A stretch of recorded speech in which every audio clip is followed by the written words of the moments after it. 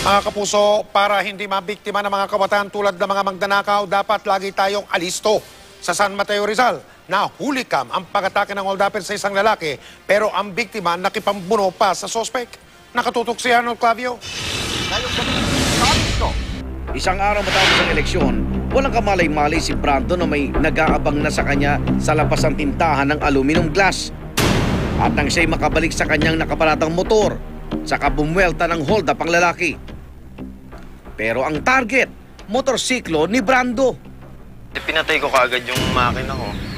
Inagaw niya yung susi ng motor ko. Tapos, doon napunta yung attention niya. Kaya naagaw ko yung baril. Ayun, sigaw nga ako ng sigaw habang hingi ako ng hingi ng tulong. Walang lumalapit sa akin. Nagpambuno ang dalawa kahit pa maraming dumadaang sasakyan. Animoy may wrestling sa kalsada.